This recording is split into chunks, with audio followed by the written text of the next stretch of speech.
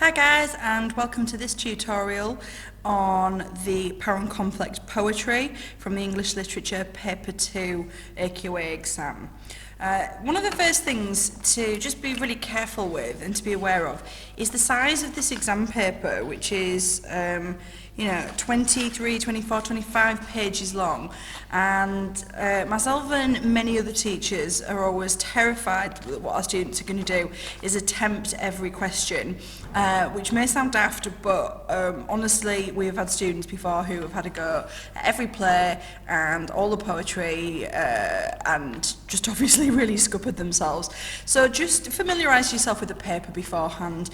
Remember that you're going to be looking to do one of these from section A, one from section B, and all of the unseen from section C. So today what we're going to be focusing on is section B, the poetry anthology, and the Power and Conflict poems. So I know that I'm going to go today to page 18 to look at that. Right, and fortuitously I've just opened on that page. So one of the things to obviously remember is that this is closed book. You haven't got the copies of the poems in front of you. You'll be given one of the poems, the named poem, and then you'll have free choice of which other poem you're going to select. So you do have, maybe helpfully, here the list of poems on the left-hand side, and it's worth going through and thinking about which one would really work well with your named poem, depending on what the title is. So in this instance, it is looking at presentation of the power of the natural world. So we need to start thinking about which other poems that we've studied have that as a theme. So as part of your preparation and revision, what I would have expected is that you've come up with some topics or sort of little sort of subtopics for power and conflict, and already thought about which poems link well together. Now these are just some suggested titles, so that you may get questions on. You may get powerful people or powerless people, powerful emotions, conflict between people and internal conflict, and then abuse of power. So these are just some suggestions, but your teachers may well have given you other topics, and you may have thought of your own as well. But it's a good idea to have some immediate ideas. So you get something about nature. Well, we know that the Prelude, for example, and you could say that there are other poems that fit into this, but I'm going to look at the Prelude today in conjunction with Storm on the Island. So we're looking at the power of the natural world. Now, what I would make sure that we're doing is spending plenty of time in this planning stage. Now, you haven't got your other poem, and therefore you don't have all the quotes at your disposal that you would normally use to do your P paragraphs. But you do have this poem, and it's essential that you then show off lots of that P skill, that AO2 skill of analysing language and structure here, where you've got the text in front of you. So let's just have a think about this. We're looking at power of the natural world. Now, I'm not going to be doing a full tutorial on Storm on the Island here. There are lots of good tutorials on the poems out there, but what I'm interested in is approaching this in terms of the exam. So I'm going to be able to make 2-3 different points probably here. Power of the natural world. Well, what are some of the things that I'm going to want to focus on? Well, I'm going to think about the presentation at the beginning here of how do the people feel in their houses. So look at some of the language we've got here. We've got rock, and we've got good slate. We've got references to we are prepared. So to me here we've got this sort of, some of this language here focuses on how prepared the people are. Also focuses on some of the solidity and safety of houses, and some of that kind of confidence we have inside our houses. And then what I would be thinking about is how when the storm actually begins, that sort of feeling of safety and solidity is actually eclipsed or is destroyed by some of the fear. So I'm looking at some of the language here, like the tragic chorus, the idea of the sea exploding. So I'm going to focus on here structurally as the idea of the poem develops. I'm going to talk here about the fear eclipses the feeling of security. So that's something structural. How does it begin and how does it develop? Now, by the end, what we see is that people are really quite helpless, they're quite isolated, they're really terrified. It is a huge nothing that we fear. So that by the end, we see that the people are really quite terrified. So that's something we can talk about structurally, the way that the poem is developed from feeling safe and secure to feeling afraid to feeling really quite terrified. Equally, I'm going to look at some of the things that I remember from studying this poem.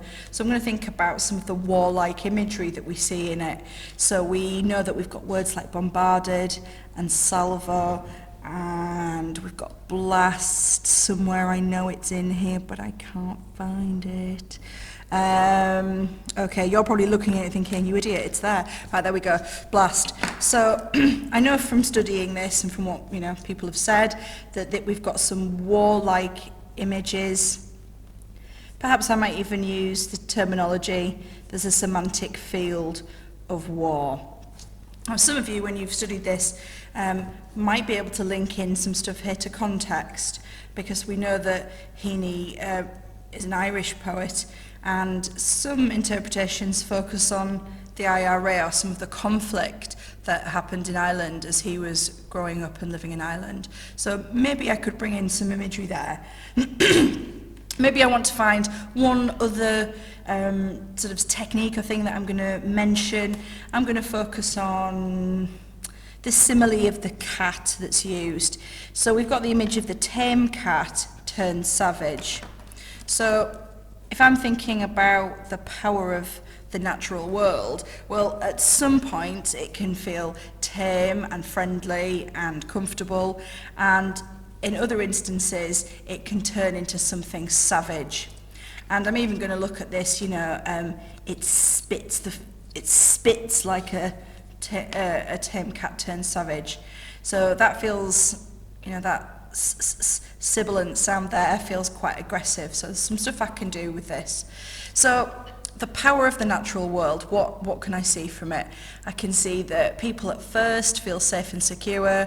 When storms hit, that you are afraid and you feel like there is, no shelter. It pummels your house. Nature becomes really strong and forceful. And towards the end, people are really terrified. All they can do is sit tight whilst they are being bombarded. So there's a sense of them being terrified and helpless. So it's well worth spending a bit of time thinking about some of the language and the structure before you even get started. So not only have I done some annotating there of the poem and a bit of highlighting, I'm going to now think about a mini plan. And you could do this here on the bottom space you've got or on your exam paper. What I'm going to focus on is approaching a comparative approach that focuses on 3 S's, which is subject, style, and structure. And so I'm just going to talk about storm, and I'm going to talk about prelude, and I'm going to think about what things we've got in common here with a really brief bit of planning. So what do I mean by subject? What it's about, what its themes and ideas and messages are. Well, storm on the island. We know that some of the ideas are that nature is destructive and forceful, and people are vulnerable to its power. So there's a sense here of human vulnerability, the fact that we are not as strong as we think we are, that sometimes human arrogance, thinking, we're prepared, we've got these strong houses, actually that is all called into question in the face of the storm. Now, what, if anything, is similar then to Prelude? Well, Prelude, obviously, we're focusing, you know, we've not got this poem in front of us, but we can remember a boy steals a boat in the Lake District. It's autobiographical, he rows it out, and then he sees the mountains and gets really freaked out and returns to shore. And he's really sort of overwhelmed by nature. So I'm going to think that there's something here about people and their relationship with nature. People intimidated and afraid by nature. And maybe it'd be worthwhile me mentioning here some context, because I can remember that Wordsworth is a romantic poet, which was obviously a movement that was really concerned with nature, the beauty of nature, and the sort of power of it and how important it is. So I could bring in some context there as well into my first section. So I view this response less as about a set amount of paragraphs and more about making sure we've worked through these three S's of the subject, the style and the structure. So in terms of planning for my style, this is really, you know, things like the tone and atmosphere a poet creates, but it's also their use of language and imagery. So this is where I'm going to focus on some of the, if you like, techniques that the poets have used. So I'm going to think, I'm going to use here the things we mentioned annotating. I'm going to talk about the semantic field of war to show the power of nature. I'm going to talk about the simile of the cat.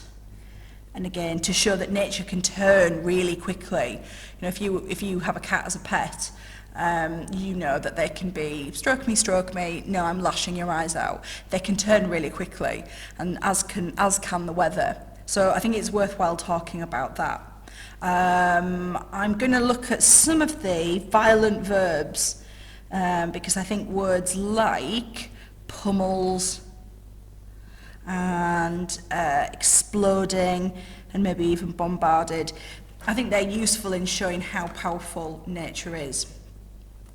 In terms of Prelude, I've not got the poem in front of me, and I am struggling to think of loads of quotes, but I do know that when he's freaked out by the mountain, he says that it strode after me. I can remember this one quote. And so I know that there's a technique there of personification. And actually I do know that that's not the only personification. There's something about it raises its head.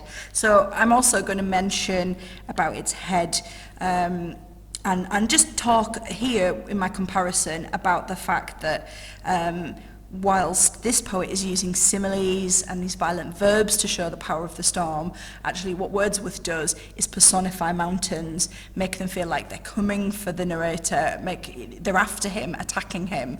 So I may not be able to remember more than this one quote, but I can still sort of talk about this and make a nice link and comparison.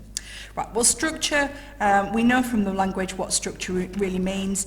It's things like the development of the poem, the beginning, middle, end. It's things like, is there repetition, is there rhyme, is there rhythm, is there caesura, enjambment, all those kinds of techniques. And at the same time, we need to make sure we're thinking about the power of the natural world.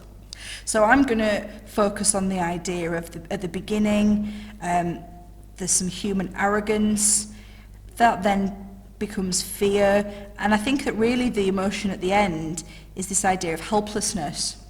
And the poet does that, doesn't it, by focusing on these images of safety and solidity, moving to we have nothing to fear. So I think that's something that's quite important to think about. So let's have a look. Turn savage, we just sit there in spaces solver. We could talk here about some of the caesura in here where we've got some pauses which show that, again, it's focusing on this idea of helplessness. All they can do is wait and see what happens, really. So that's some of the structural things I could look at. Now, in Prelude, equally we get this sense of, you know, maybe some arrogance, and if not arrogance, then certainly confidence. And actually, I can remember another quote which says about troubled pleasure. So there's a sense of the poet's conscience, and then as the poem develops, the fear becomes evident, and then develops even further to the narrator feeling kind of haunted towards the end. So if I was comparing here, I'd say that both of these poems have a shift of focus. Both of these poems sort of present narrators who at the beginning feel confident in a natural environment and feel strong and powerful, but actually as these poems both develop, each narrator experiences fear. In Storm on the Island, there's a helplessness. In Prelude, this becomes a fear that actually is quite long-lasting. It's haunted for days afterwards, isn't he, by this experience. And you know, it reinforces this sense that he feels powerless in the face of nature, and how strong and mighty that can be in comparison to him as a single human being. So I've thought about links I can make between the subject, things I can talk about in terms of the style, and then things I can talk about structurally. So I've spent quite a bit of time planning how I'm going to approach these. I'm now going to use this planning to develop a comparative piece structure, which you'll see in the next tutorial. Okay, thanks for watching.